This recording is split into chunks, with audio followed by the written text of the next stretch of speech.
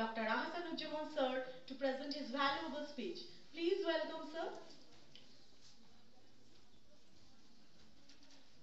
ছাত্রছাত্রীদের উদ্দেশ্যে বলা হচ্ছে তোমরা একটু ধৈর্য ধরে সহযোগিতা করো এবং অনুষ্ঠানটিকে সাফল্যমণ্ডিত করে তোলো।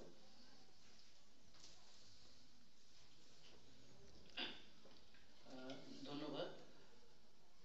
আমি প্রথমে ইংরেজিতেই প্রবন্ধটা লিখবো, পাঠ করবো ঠিক করেছিলাম। তখন গুরুপদ বাবু আমাকে বললেন যেটা কিছু বাংলা কিছু ইংরেজি করলে ভালো হয়।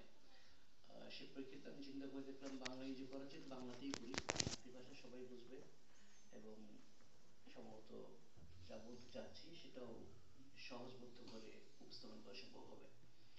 আমি ধন্যবাদ জানাচ্ছি মাননীয় অধ্যক্ষ মহোদয় এবং আমার সহবক্তা দুজন অত্যন্ত গুণী প্রাজ্ঞ ব্যক্তি এবং আপনারা এই মিলনেতে যারা আছেন সবাইকে। মধ্যাহ্ন বিরতির পরে মানবন্ধুরা 50 মিনিট কথা বলেছেন এবং 50 মিনিট কথা বলে উনি আমার প্রবন্ধের একটা পটভূমি তৈরি করে দিয়েছেন। অর্থাৎ আমার কথা বলাটা কিছু কম লাগবে, আমার পরিশ্রম একটু কম হবে। মানবন্ধুরাকে ধন্যবাদ জানাচ্ছি সেজন্য। তো আমি যে বিষয় নিয়ে কথা বলতে চাচ্ছি সেটা মধুসূদন দত্তের পৌরাণিক নারী চরিত্রের বিনির্মাণ বীরাঙ্গনা কাব্য প্রেক্ষাপট। এটার ইংরেজি যেটা ছিল আমার প্রস্তাবিত টাইটেল সেটা এরকম ছিল, মধুসূদন দত্তস ডিকনস্ট্রাকশন অব দ্য পৌরাণিক উইমেন ইন বীরাঙ্গনা কাব্য। তো সেটাই মোটামুটিভাবে বাংলা করে পাঠ করার চেষ্টা করছি। তো যেটা হয়েছে, বীরাঙ্গনা কাব্য নিয়ে কথা হয়েছে এবং মানবদা দীর্ঘ সময় বলেছেন। গতকালকে আমি মেমারি কলেজে মাইকেল মধুসূদন দত্তের 200 বছর জন্মবার্ষিকী উপলক্ষে আয়োজন ছিল, সেখানে ছিলাম। সেখানেও কথা বলেছিলাম। আমি সেখানে দেখেছি যে অন্তত 5 জন বক্তা এই বীরাঙ্গনা কাব্য নিয়ে কথা বলছেন। এটা বিশেষভাবে উল্লেখ করা প্রয়োজন হচ্ছে এই জন্য যে বীরাঙ্গনা কাব্য নিয়ে কথা বলছে এবং কথা বলছি, অর্থাৎ এটা যেটাকে মানবতা লগ্নতা বলেছেন সেটা আজকের দিনে কতটুকু ভূমিকা রাখছে বা কতটা জোরালো সেটা বোঝা যাচ্ছে। মাইকেল মধুসূদন দত্তের অবশ্যই বলা যেতে পারে মেঘনাথ কাব্য তার উল্লেখযোগ্য কাব্যগ্রন্থ, কিন্তু আমরা দেখতে পাচ্ছি যে বর্তমানে এই বীরাঙ্গনা কাব্য নিয়ে আমাদের ওখানে যথেষ্ট কাজ চলছে। তো মধুসূদনের সাথে আমার পরিচয় ছাত্র হিসাবে, মানে যেটা হয় শুরুতে মধুসূদন তো একসময় অবশ্য ভীতির একটা জায়গা ছিল যে বোঝা যাবে না এবং এত কঠিন শব্দের ব্যবহার, সেই শব্দ সহজে উচ্চারণ করা যায় না। তো এবং তাকে নিয়ে আলোচনা করাটা তো আরো বেশি কষ্টকর। এবং আমার মনে পড়ে আমার স্কুল মাস্টারে একবার পেট্টাঘাত খেয়েছিলাম তার একটা শব্দের অর্থ বলতে না পারার জন্য। তো যাই হোক, কিন্তু মধুসূদনকে প্রথম আমি চিনেছি আমার পক্ষ থেকে বলছি, আমি যখন ক্লাস 6-7-এ পড়ি তখন। পরবর্তী সময়ে তার অন্য কবিতাগুলোর সাথে পরিচয় হয়েছে, সনেট দিয়ে মধুসূদনের সাথে পরিচয় হয়েছিল। পরবর্তী সময় মেঘনাদ কাব্য পড়েছি বা বীরাঙ্গনা কাব্য পড়েছি, সেটা তখন আমি বিশ্ববিদ্যালয়ে যখন পড়ছি আমার ইংরেজি পাঠের পাশাপাশি বাংলা সাহিত্য পাঠও অন্তর্ভুক্ত ছিল। এরপরে বীরাঙ্গনা কাব্য নিয়ে ছোট একটা লেখা লিখেছিলাম। তো বলা যেতে পারে দীর্ঘ 30-35 বছর পরে আবার বীরাঙ্গনা কাব্য তথা মধুসূদনে ফিরে আসা আমার। তো এই 30 বা 40 বছরের ব্যবধানে মধুসূদনকে, বিশেষ করে বীরাঙ্গনা কাব্যকে কোন প্রেক্ষাপটে কিভাবে দেখতে পাচ্ছি, আমি একটু শুরু করতে যাচ্ছি এভাবে। হেনরিক ইবসেনের উল্লেখযোগ্য নাটক, যেটা আমি মঞ্চস্থ করেছিলাম খুলনাতে, আর ডলস হাউস, ওটা বাংলা নাম নিনাদ নিনাদ করেছিলাম। 1879 সনে এটা মঞ্চস্থ হয়েছিল, অস্ট্রোতে নয়, কোপেনহেগেনে। তো সেখানে যেটা হয়েছে, নোরা শেষ করছে এভাবে, সে বলছে, এখন আমার নিজেকে জানার পালা, কোনো আগন্তুকের সাথে আমার আর ঘর করা সম্ভবপর নয়। এরপর সে করছে, প্রচন্ড শব্দে দরজা বন্ধ করে দিয়ে বেরিয়ে পড়ে। এভাবে ইবসেন পরিচিত নারীকে বিনির্মাণ করে, নতুনভাবে তাকে পরিচিত করিয়ে দেন। ভার্জিনিয়া উলফ তার 1929 সনের প্রকাশিত 20 শতকের অন্যতম শ্রেষ্ঠ প্রভাবশালী রচনা দেখিয়েছেন, আ রুম অফ ওয়ান্স ওন, মেধা ও মননের পূর্ণ বিকাশের জন্য নারীর যুগপৎ প্রয়োজন, অর্থনৈতিক স্বাধীনতা এবং আক্ষরিক ও রূপকার্থে দুই অর্থেই তার প্রয়োজন, a room of her own. Woolf দেখিয়েছেন কিভাবে নিজের একান্ত আপন একটি কামরার অভাবে জুডিথ, যে কিনা ওই প্রবন্ধে শেক্সপিয়ারের কাল্পনিক বোন, সমান মেধাসম্পন্ন হওয়া সত্ত্বেও হারিয়ে যান, মিলিয়ে যান, যেখানে শেক্সপিয়ার পাদপ্রদীপের আলোয় দীপ্যমান থাকেন।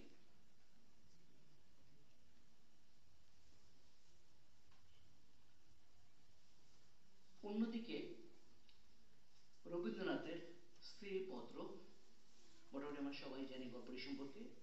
মৃণাল শিক্ষিতা, কবিতা লিখতে পারে, এই বিষয়টি তার শ্বশুর বাড়ির সকলের জন্য এক ধরনের আতঙ্কের বিষয়। মানে ঘরের বধূ, তিনি কবিতা লেখেন বা কিছু, সেটা একটা আতঙ্কের বিষয়। জমিদার স্বামী গৃহে মৃণালের স্বাচ্ছন্দ্য আছে, কিন্তু তার নিজের মতো করে বাঁচার অধিকার নেই। ওই যে তার নিজস্ব একটা কামরা নেই, যেখানটায় সে নিজস্ব একটি পৃথিবী রচনা করতে পারে। তাই তো শেষমেশ আমরা দেখতে পাচ্ছি মৃণাল বেরিয়ে পড়ছে সুরম্য অট্টালিকা থেকে, ঠাঁই করে নিচ্ছে শ্রীক্ষেত্রে। পত্র মারফত সে জানিয়ে দিচ্ছে সে আর কোনোদিন ফিরবে না। আরো জানাতে ভোলে না যে সে বাঁচবে, আত্মহত্যা করবে না, বেঁচে থাকবে। এরকম অনেক দৃষ্টান্ত দেওয়া যেতে পারে। এই দৃষ্টান্তগুলো উপস্থাপনের মধ্য দিয়ে আমি আমার মূল বিষয়বস্তুতে ফিরে তাকাতে চাই, অর্থাৎ আলোকপাত করতে চাই মধুসূদন দত্তের বীরাঙ্গনা কাব্যের দিকে, যেখানে তিনি নারী চরিত্রের বিনির্মাণ করেছেন এবং যেটি মানবতা তার কথার মধ্য দিয়ে তুলে ধরেছিলেন। মানবতা সময়ের প্রতি তারার যে পত্র কাব্যটি আছে সেখানেই দৃষ্টিপাত করেছেন। আমি সেজন্য ওটা নিয়ে আর কথা বলবো না, আমি অন্য দু একটা পত্রালোকের দিকে আমার দৃষ্টি নিবদ্ধ করব। 1862 সনে, যেটা আমরা জেনেছি, বীরাঙ্গনা কাব্যটি প্রকাশিত হয় এবং এখানে ওই কাফিদা বলছিলেন যে সবকিছু অসমাপ্ত এবং এটাও অসমাপ্ত একটা, এবং মধুসূদনের অধিকাংশ লেখাই অসমাপ্ত হয়ে আছে এবং তিনি শেষ করতে পারবেন কিনা এই সংশয় সবসময় ছিল। বলছেন তিনি শেষ করবেন, তবে এই বিষয়ে তিনি বলছিলেন, এই বীরাঙ্গনা কাব্য তিনি বলছেন এটা আর ফেরা হবে কিনা সেটা আমি জানি না, এবং তিনি ফিরতে পারেননি আসলে। তো 11টি পত্রকাব্যে 11 জন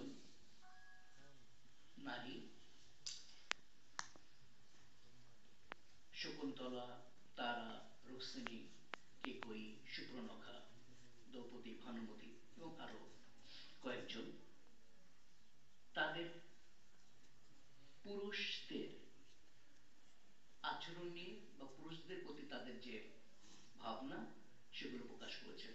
মূলত সময়ের প্রতি তারা অবল্যে প্রকাশ করছে তার ভালোবাসার কথা, এবং যেটা মানবদা বলেছেন যে ওই সময় দাঁড়িয়ে একজন নারী এভাবে বলতে পারছে, যেটা সম্ভবত এই সময় আমরা অনেকেই বলতে পারবো না স্বাচ্ছন্দ্য করে। এটা শুধু বাংলা ভাষাতেই নয়, যে কোনো ভাষাতেই সম্ভবত একটা দুর্লভ একটা জায়গা, যে এই 19 শতকের মধ্যভাগে এসে এরকম ভাবে কথা বলতে পারাটা। যে প্রতিবাদগুলো আমরা দেখতে পাচ্ছি, প্রতিবাদ প্রকাশিত হচ্ছে, সেই প্রতিবাদ হেলমেটের বিরুদ্ধে নোরার প্রতিবাদের মতো হয়তো নয়, প্রতিবাদের ভাষাও ভিন্নতর, কিন্তু সে তো প্রতিবাদী। এবং এই প্রতিবাদের ভাষার মধ্য দিয়ে মধুসূদন ভিক্টোরিয়ান আদর্শ নারীর যে প্রতিমূর্তি রয়েছে ছিল ভদ্রমহিলা, সেই ভদ্রমহিলার আবরণটিকে ভেঙে দিচ্ছেন এবং রক্ত মাংসের নারীকে সামনে তুলে নিয়ে আসছেন। দুষ্মন্তের প্রতি শকুন্তলা পত্রকাব্যে রাজা দুষ্মন্তের প্রতি শকুন্তলা বলছে এরকম: বননিবাসিনী দাসী নমে রাজপথে রাজেন্দ্র,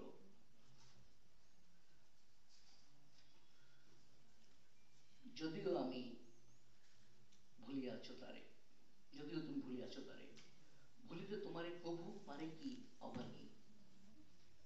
এটা খুব সাদামাটা মনে হতে পারে, যে তাই তো এখানে একজন দুর্বল নারী, অভাগী এবং ভাগ্য বিলম্বিত, পতি সঙ্গ বিবর্জিত, তাকে ভুলে চলে গেছে এবং কোনো খোঁজই নেয়নি, এবং তিনি এখন পত্র লিখছেন। অনেকটা রোদনের মতো শোনাচ্ছে।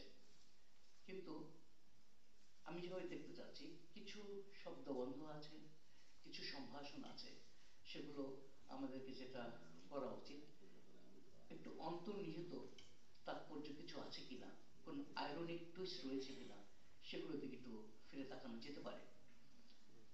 রাজেন্দ্র সম্ভাষণ করে রাজা দুষ্যন্তের কাছে হতাশার কথা ব্যক্ত করছে অভাগী শকুন্তলা। কি কি সম্ভাষণ আছে? নরেন্দ্র, নৃমণি, নাথ, নরাধীর, কান্ত, রতিশ্রেষ্ঠ, প্রাণপতি ইত্যাদি ইত্যাদি। এবং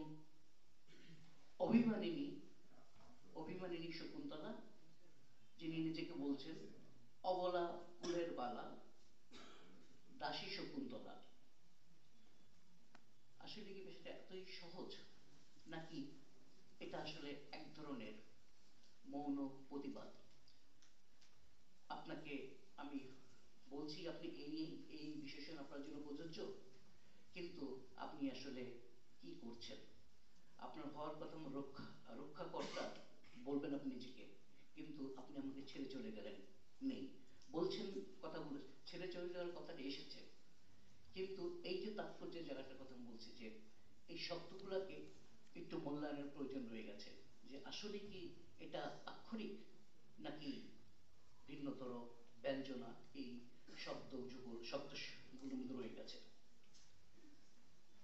আমার মনে হয় দুষ্মন্তকে প্রশ্নবিদ্ধ করছে শকুন্তলা, আর এভাবে প্রশ্নবিদ্ধ করেই সে তথাকথিত আবহমান বাঙালি নারী মূর্তি ভেঙে ফেলে, নতুন নারী রূপে আবির্ভূত হয়ে ওঠে শকুন্তলা।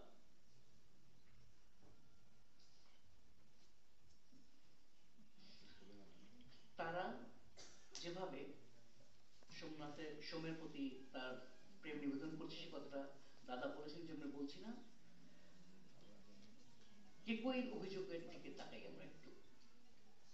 কেকই দশরথীর প্রতি অভিযোগের তীর হানছেন কেননা দশরথ তার প্রতিজ্ঞা ভুলে গিয়ে রামচন্দ্রকে তার উত্তরাধিকার প্রদান করছেন। এখানে নারী হিসেবে কেকই মা, এবং কেকই মা তিনি বলতে ছাড়ছেন না দশরথকে, পরম অধর্মচারী রঘুকুলপতি। পরম অধর্মচারী রঘুকুলপতি অনেক রিফ্রেনের মতো পত্রকাব্যটি ব্যবহার হয়েছে, কয়েক 3 বা 4 বার এটা এসেছে। তো একজন স্ত্রী তিনি বলছেন সুস্পষ্টভাবে, একাধিকবার বলছেন, পরম অধর্মচারী রঘুকুলপতি। এর মধ্য দিয়ে কোন নারীকে, কোন স্ত্রীকে আমরা দেখতে পাচ্ছি? সাদামাটা বাঙালি নারী, আবহমান যিনি শতচরেও রা করেন না সেই নারী, নাকি সেই নারী যে প্রতিবাদ করতে জানেন এবং প্রতিবাদের মধ্য দিয়ে নিজেকে প্রতিষ্ঠা করার প্রয়াস করেন? ব্যর্থ হতে পারেন, কিন্তু এই যে প্রচেষ্টাটা, সে জায়গাটা গুরুত্বের কথাই বলছি। এবং এভাবেই এই যে বীরাঙ্গনা কাব্য পত্রগুলোর মধ্যে দিয়ে নারী চরিত্রগুলো বিকশিত হচ্ছে, বিকশিত বলতে চাচ্ছি নতুন ভাবে উপস্থাপিত হচ্ছে। এবং এখানেই মধুসূদনের কবি হিসাবে বিষয়ের দিক থেকে নতুনত্ব, বা এখানেই তিনি অগ্রপথিক, অন্য যে কারো চাইতেই। আমি কথা আর বাড়াবো না, কেননা দীর্ঘ সময় হয়ে গিয়েছে এবং মধ্যাহ্নভোজের পরে যে কোনো সেশনই অনেকটা ক্লান্তিকর। তা আমি আবারও আপনাদের সবাইকে শুভেচ্ছা জানাচ্ছি, ধন্যবাদ জানাচ্ছি, এবং বিনীতভাবে ধন্যবাদ জানাচ্ছি মাননীয় অধ্যক্ষ মহোদয়কে আমাকে এখানে আমন্ত্রণ জানানোর জন্য। ধন্যবাদ সবাইকে, শুভেচ্ছা।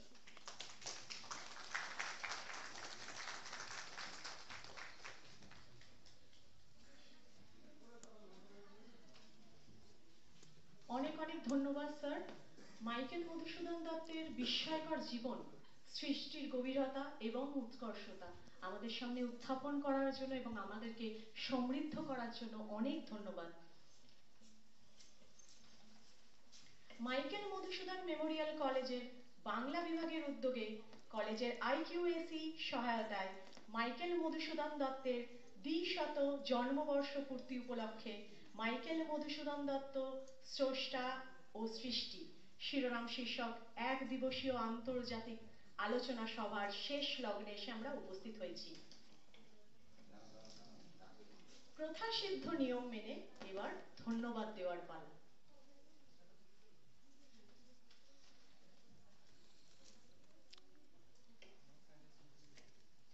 মাননীয় অধ্যক্ষ মহাশয় তার স্বাগত ভাষণে যেমন বলেছিলেন, আমরা আজ এই মঞ্চ থেকে কিছু শিখব, কিছু ক্যারি করব। সত্যি 3 জন বক্তার বক্তব্যে আমরা সেরকমই কিছু পেলাম যা আমাদের ভীষণভাবে সমৃদ্ধ করেছে এবং আমরা সেটা মনে রাখব। যদিও সময়ের গতিতে আমরা অনেকখানি পিছিয়ে আছি, তবুও প্রথাসিদ্ধ নিয়ম মেনেই একটা প্রশ্নোত্তর পর্ব রাখতে হয়। যদি কারো কোনো প্রশ্ন থাকে আমাদের মাননীয় বক্তাদের কাছে, তাহলে আপনারা প্রশ্ন করতে পারেন। আর যদি না থাকে তাহলে আমি চলে যাচ্ছি। প্রথাসিদ্ধ নিয়ম মেনেই ধন্যবাদ জ্ঞাপনের পালা। আমি ধন্যবাদ জ্ঞাপন করতে ডক্টর কিরাত কুমার গাঙ্গুলি, কোঅর্ডিনেটর IQAC, বিভাগীয় প্রধান microbiology department, Michael Madhusudan Memorial college, আমি ধন্যবাদ জ্ঞাপনের জন্য ডেকে নিচ্ছি ডক্টর কিরাত কুমার গাঙ্গুলিকে।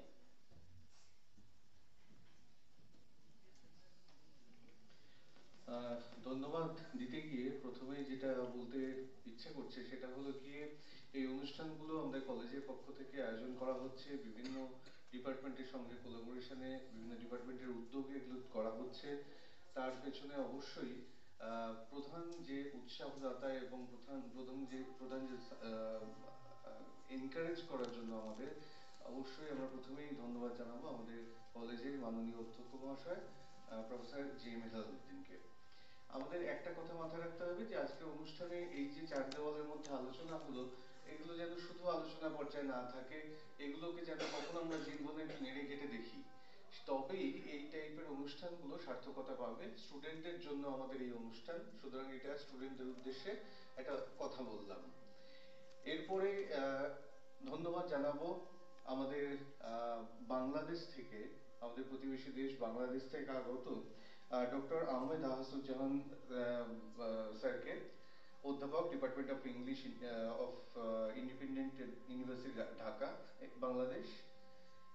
এই সভায় ওনাকে আমন্ত্রণ জানানো এবং উনি যে এখানে এসেছেন সেই ব্যাপারটা আমাদের খুব সমৃদ্ধ করেছে এবং তার সাথে উৎসাহ দিয়েছে যে মধুসূদন সম্পর্কে দুটো জিওগ্রাফিক্যালি ডিফারেন্ট জায়গার চিন্তা ভাবনা সম্বন্ধেও আমাদের কাছে অনেক উৎসাহ এবং অনেক তথ্য উঠে এসেছে।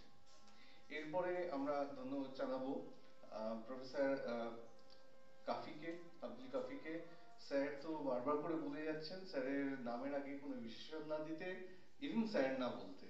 যাই হোক, অবশ্যই যার কাছ থেকে শিখি তিনি, আমরা আমাদের রেয়াজ অনুযায়ী তাকে স্যার বলি। সুতরাং স্যারকে আমরা অসংখ্য ধন্যবাদ জানাবো। যাদবপুর বিশ্ববিদ্যালয়ের অধ্যাপক তিনি আমাদের এখানে এসেছেন। আমাদের প্রতিবেশী বিশ্ববিদ্যালয় বলতে গেলে আসছে হলো গিয়ে বিশ্বভারতী ইউনিভার্সিটি, সেখান থেকে এসছেন ডক্টর মানবেন্দ্র মুখোপাধ্যায়, অধ্যাপক, বাংলা বিভাগ, বিশ্বভারতী বিশ্ববিদ্যালয়। স্যারকেও ওনার এই বক্তব্যের জন্য ধন্যবাদ জানাবো। এরপরে আমাদের মাথায় যেটা প্রথম আসে সেটা হলো যে ডিপার্টমেন্ট এটা আয়োজন করেছে, অর্থাৎ আমাদের কলেজে আমাদের কলেজে বাংলা ডিপার্টমেন্ট। সেই বাংলা ডিপার্টমেন্টের প্রত্যেক সদস্যকে বাংলা ডিপার্টমেন্টের HOD ডক্টর গুরুপদ অধিকারী, বাংলা ডিপার্টমেন্টের প্রফেসর লিপিকা সরকার, ডক্টর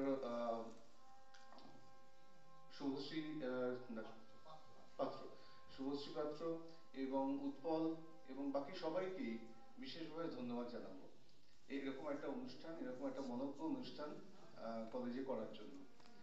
এরপরে বাংলা ডিপার্টমেন্টের স্টুডেন্টরা তো অবশ্যই আছে, সেই স্টুডেন্টরা সাংঘাতিকভাবে আমাদের এখানে হাত বাড়িয়ে দিয়েছে, সাহায্যের হাত বাড়িয়ে দিয়েছে।